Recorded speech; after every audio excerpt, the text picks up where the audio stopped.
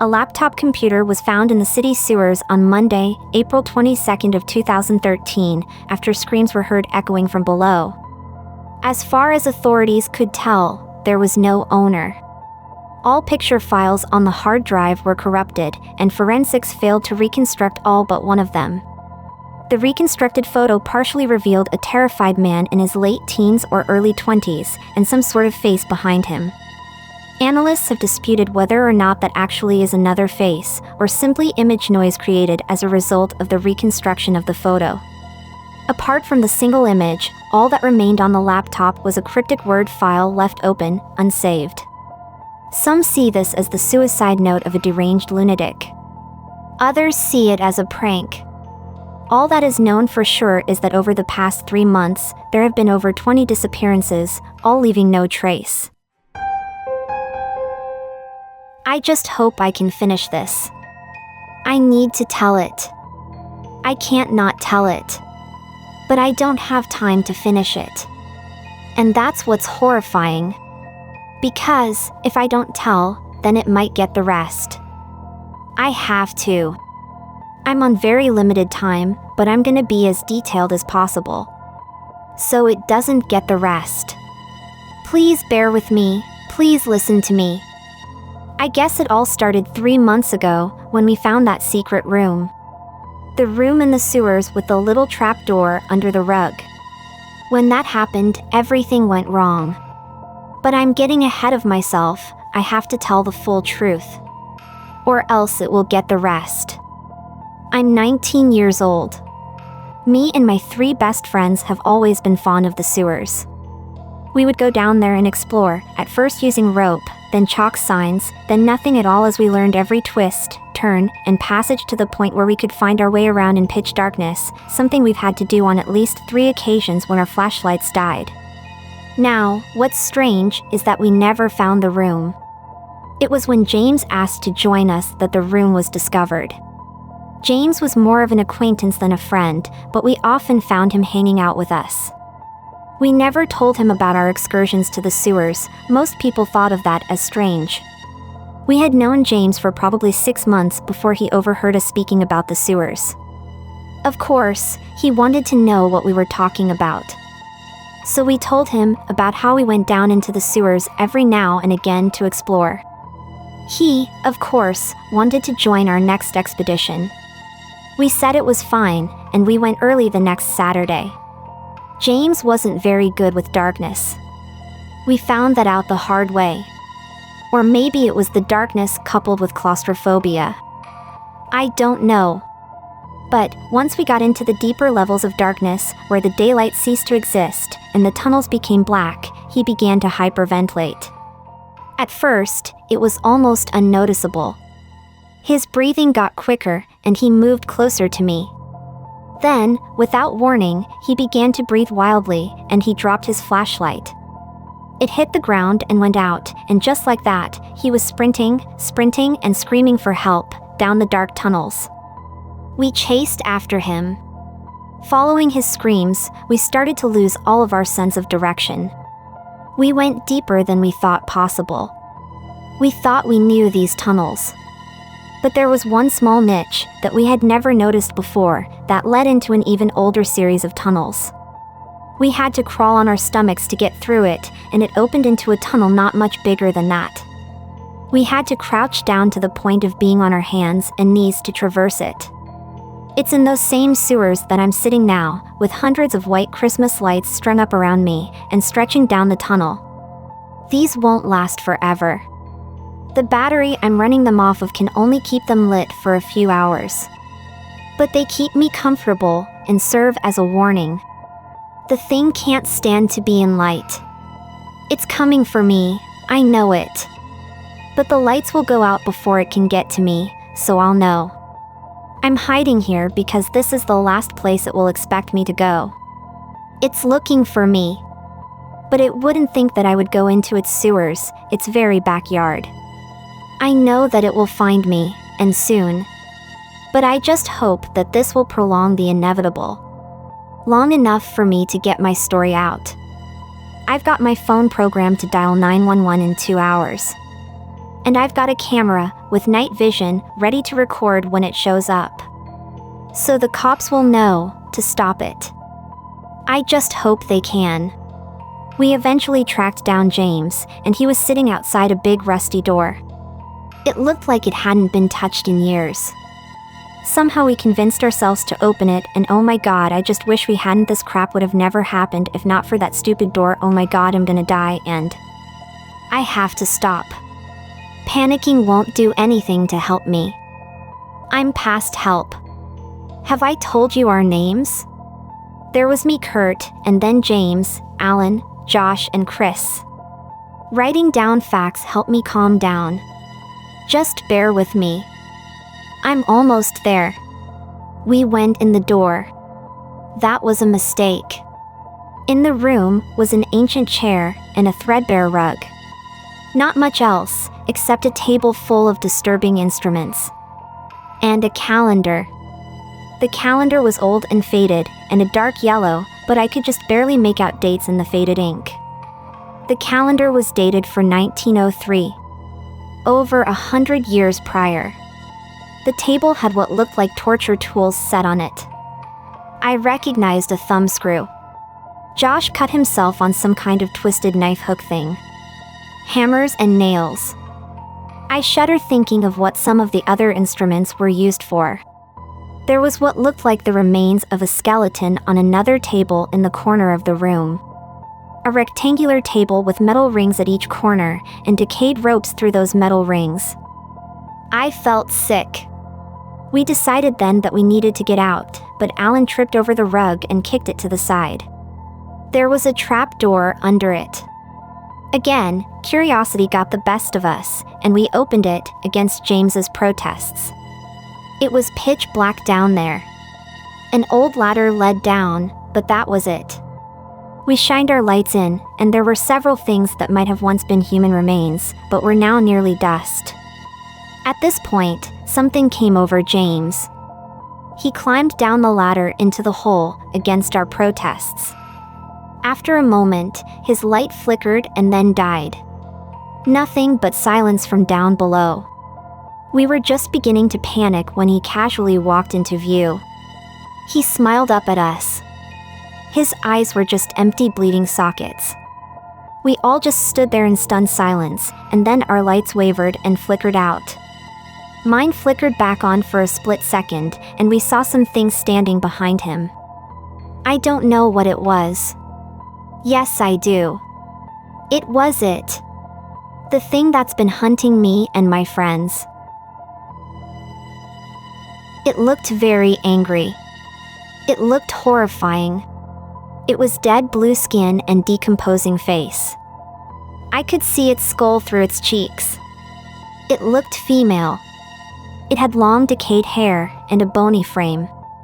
What looked like slashes in its dead cheeks and gashes around its empty sockets. It was the most terrifying thing I've ever seen in my life. I think that if I would have seen it for more than a split nanosecond, I would have gone insane. Gone insane or dropped dead. The light lasted for a fraction of a second that has haunted me every minute of every day since then, and then everything was dark and James was screaming. I ran. Everyone else ran too, but I was the first. We scattered. Floundering in the dark, in the unknown. I don't know how long I was down there. It felt like centuries. Eventually, I made it to the surface. It was pitch dark in the dead of night. I remembered that we had gone in during the early morning hours. I went home. It was 4 o'clock in the morning. All I remember is turning every light in the house on, blasting Looney Tunes on the TV, and then passing out. The next day, I found out that only Alan and Chris had made it out the previous night. We went to the police and they organized a manhunt. 20 people went into the sewers that night. Me, Alan, and Chris were not among them. We vowed to never step foot in those tunnels again. The manhunt never found that room. We never told them about it. We agreed to tell them that we had found a section of sewer that we hadn't explored before and gotten separated and lost. The search was unsuccessful. After a week, the police were forced to call it off. And the rest is history. Over the next several months, everyone who went into those sewers has disappeared without a trace. Alan, Chris, gone. I'm the only one, Lou. Oh fuck, I think a light just went out. The darkness is coming, and I think I can see her or whatever the fuck it is shit. I'm the only one left. You can't go into the sewers. They need to find the room and shut the trapdoor and shut the other door so it can't get out. Oh god, the lights are going out. Oh shit, oh fuck, look for my camera and shut the doors please, you have to. Police found a dropped camera deep within the sewage tunnels. Police are currently working with city records to conduct a coordinated search of the sewer system to find the location spoken of in the file.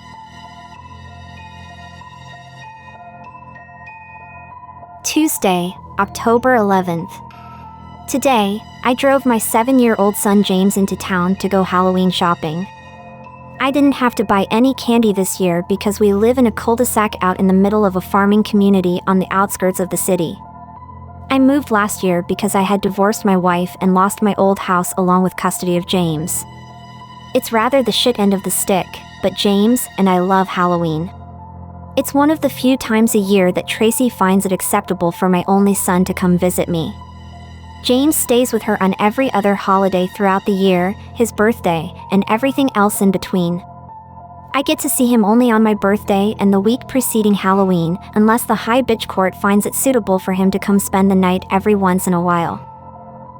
Frankly, I'm surprised she let him come shopping with me. Upon perusing the aisles, James showed a strong affinity to a flamboyantly green and purple Buzz Lightyear costume. It's really typical for a kid to have an eye for the most expensive thing on the rack, but I didn't have the heart to say no to those bottomless blue eyes. He also picked out all the house decorations. I know we won't be getting any trick-or-treaters out where I live, but adorning the exterior of our home was always one of our favorite things to do together. Friday, October 21st. It looks like James and I will be having some competition for the Best Halloween Decorations Award, which sadly, in this neighborhood, is only a pat on the back. When I lived with James and my ex-wife, he and I won the trophy every year since he was 3. Reminiscence aside, my next-door neighbor is really giving us a run for our money. He did quite the splurge on decorations. He must have ordered everything online because aside from the cliché Happy Halloween banners and the like, the festive treasures found on his house and lawn were nowhere to be seen in the store where James and I shopped, which sold only festive decor. The fellow's garage door sat below a strand of kite string on which hung dozens of expensive-looking bones and skulls. He also placed several other bones sticking straight up out of his lawn. There was no color or detail, just random bones placed here and there, strewn about his unkempt lawn. Truly, though, he's nothing. Saturday, October 22nd. While walking through my house at dusk, outside the dining room window, I noticed a quick flicker of movement dash in and out of my peripherals as I was preparing for James's week-long stay. I inspected. I don't even know if I should be glad that I did. I walked back in front of the window and saw the same animation, but this time in the center of my vision. I walked back away from the window, and slowly, I peeked out from the corner of the glass. I made out the shape of the very top of a person's head peering over the top of my fence, and it seemed to be watching me. Whoever it was ducked down again right after they realized we had made eye contact. I backed away from the window. I don't know why. I crawled over to the family room window, which was about 15 to 20 feet to the left, but facing the same direction as the dining room window. I stayed knelt. Timidly but curiously grasping the curtain, I ever so slowly pulled back the cloth, only to gaze upon the masked fellow who was snooping around behind my property. This time, I saw his entire head. The mask had a gaping, dangling mouth, similar to the mask used in the Scream series. The only difference was that the jaw of this particular mask was swaying about in the wind, and it also had teeth.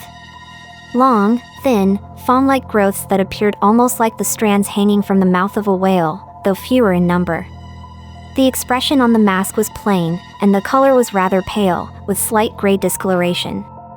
It didn't have a goofy smile or an intimidating stare, just a mouth hanging wide open and a couple of perfectly round, beady little chameleon eyes eerily shaded. After about 10 seconds of observation, one of the eyes appeared as if it was steadily drifting off away from where it was fixated, and very slowly, began to scan to the left, and as soon as he seemed to lock onto where I was, he quickly disappeared. Tuesday, October 25th. I don't really know my neighbor, much less where he gets all of his decorations. I noticed a new ornament of sorts in front of his door today. It was a ceramic bowl full of guts, comically placed where he would place a bowl of candy were he too lazy to answer the door for trick-or-treaters. Behind it was a large white piece of paper bound to the wall of his house. On it was written in nearly illegible chicken scratch, "Take one." The whole sign had bloody fingerprints smeared all over it. More convincing yet was the bloody tape. And the bloody wall. Nearly the entire wall was smeared in brownish red. Spooky. The streams of blood that ran from the handprints were, strangely enough, dry. I didn't know they made novelty blood that could dry like that. I've only ever spoken to this guy once, and it was around the time that I moved. He seemed rather distraught. As I approached him, I asked if everything was all right. He said that he was late for work, which was odd, because it was around 8:30 at night. I asked him where he worked, and he revealed to me that he was a biologist and worked at the military base, with no other details. It was strange. Every time I saw him after that encounter, his pants had traveled up his ankles another centimeter. Midlife growth spurt, I guess. He was henceforth stumbling around awkwardly and tripping over himself. My other neighbors and I mocked him from time to time. I remember one specific instance when he was watering his shrubbery, and one of his knees gave out. Backwards. Kind of like a large bird's leg. A pelican, or perhaps a heron. It looked excruciating to me, but he just walked it off. I've only ever seen him outside again once after this display, but it was months ago. And last month, as I walked to the mailbox late one afternoon, I heard his kids crying frantically. Screaming, almost. It continued into the evening. The noise stopped eventually, though. I was having trouble sleeping through that horrifying racket. I sincerely hope he had his parenting privileges revoked, however, I've never even seen his kids. Let's hope he's only an uncle. Wednesday, October 26th. Ever since James arrived earlier this week, he has simply abhorred the idea of removing his costume. Little Buzz has been running rampant throughout the house quoting Toy Story. He hasn't disrobed once since he put it on, save for when I demanded he allow me to wash it because he was quite literally rolling around outside in the dirt. I haven't seen any more of this weirdo in the mask lately. Probably some mischievous kid from the neighborhood behind mine. It's a cul-de-sac too, just a bigger one. There is a dirt road that accompanies an irrigation canal separating the two neighborhoods. My house is the farthest house from the main road, and the canal runs parallel to my fence. I don't know of any bridge he could have used to come across, but I never look back there, and I don't particularly care to. Neighbor man bought a new ornament. 200 feet of lights to accompany the 200 feet of intestines he had previously thrown all over the tree in his front yard. The lights coexist uniquely with the prior decor, though. All I could smell when I went outside was the burning odor of the sizzling ensemble of mix-matched decorations hanging from the tree. The moisture of those oddly genuine-looking innards had adhered to his archaic festive bulbs, producing a deep red glow. Intentional or not, the smell was almost enough to coerce a complaint out of me. Almost. Come to think of it, the smell wasn't so bad.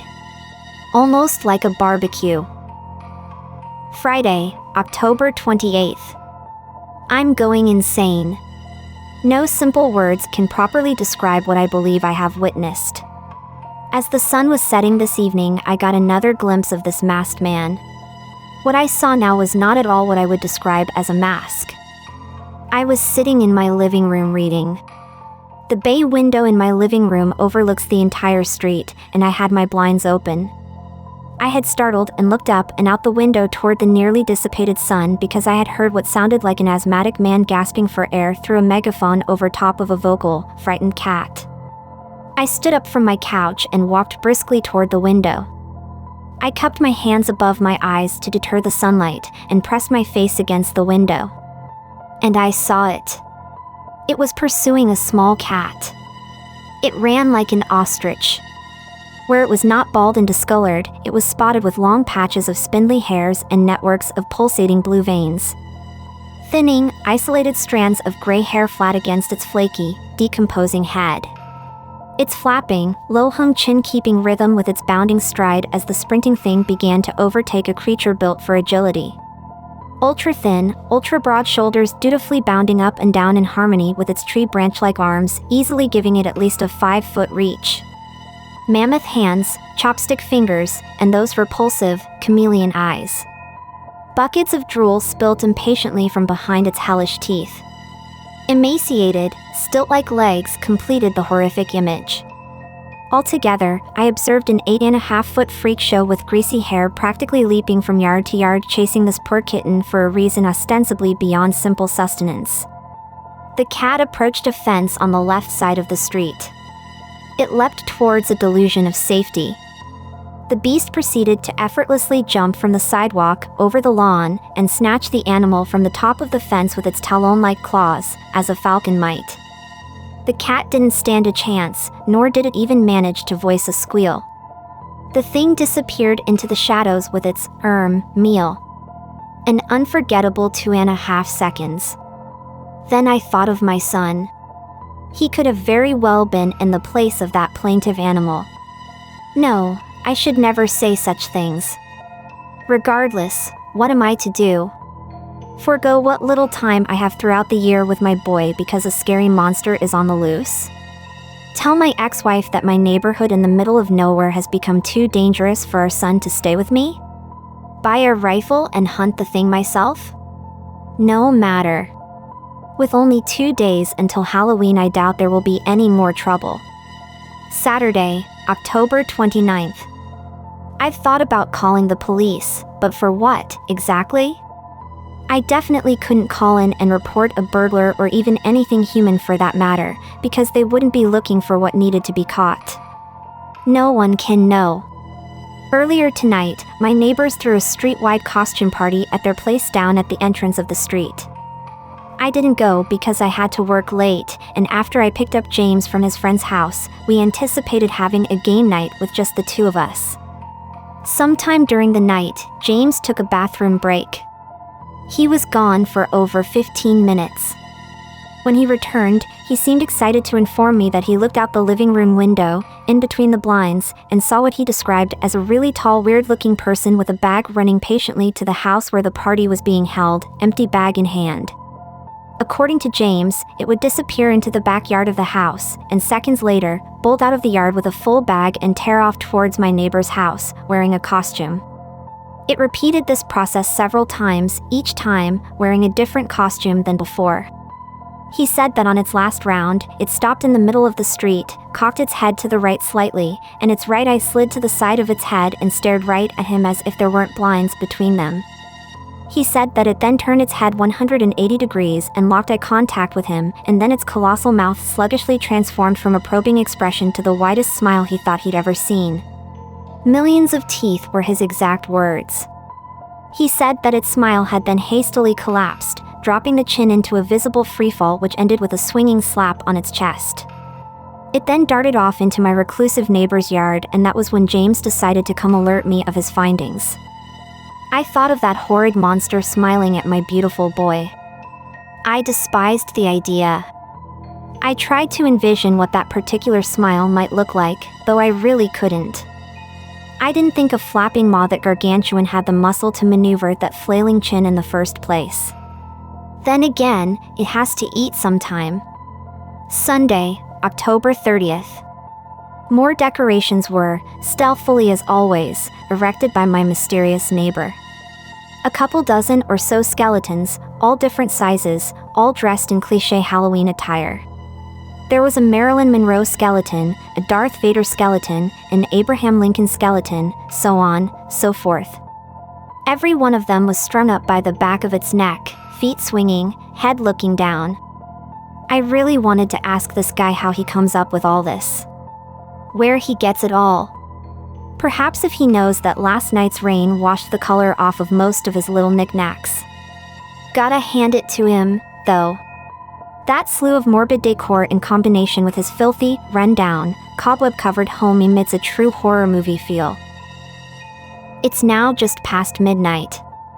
I just got finished with my work, I brushed my teeth, and now the doorbell's ringing. Again. And again. And again. Reluctantly, I rise up and walk toward my front door. I open it. My neighbor. No, the freak next door, but the fellow who lives behind me on the other side of the canal. He's disgruntled.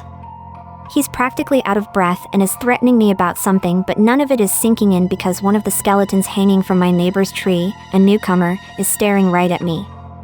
Its jaw unhinged, unlike the others. It's smaller than the other skeletons and appears to be dripping with something. Moonlight revealed to me its eyes. Big, blue eyes. I turned to face the man yelling at me. Him, you listenin' over there? Me, oh. Yeah. Him, the hell why tryin' to pull? Y'almost gave my wife a heart attack with that mask. Apparently my son and I aren't the only ones who have spotted the neighborhood missing link. How could he possibly confuse that thing with me? Him, and don't try and smooth talk your way out of this one, pal. I saw you jump clean over that fence of yours. The hell you managed to do that, I's a still wonderin', and crawl right back into your basement. It's dark and all, but no doubt it was you, pal. Me, I'm terribly sorry, I improvised. I don't know what came over me, if there's anything I can do dash. My heart sank. Me, wait here. There's no way. I'm running like a fool into my own house because this asshole bangs on my door at 12:15 in the morning to tell me that he saw this thing jump into my basement. With my trembling hands applying convulsing energy to the doorknob, I turn and fling the door wide open to reveal my son, sleeping, facing the wall, just as I had left him. Figures. He's never all the way under the covers like that, but it is a bit cold in here. Goddamn, though, this guy at my door really does have some nerve. He scared the shit out of me. Me sorry. I just. He interrupted. Him, save it. I ain't give no shits at all about your problems. You just stay the hell away from me and my family. Year? Me, yeah. Sure. A calming chuckle digs its way into his angry tone as I recognize those freshly familiar bottomless blue eyes stuffed inside the head of that skeleton. Him, I gotta hand it to why though. I nearly busted out laughing when I saw why running around wearing that little kid's Buzz Lightyear costume.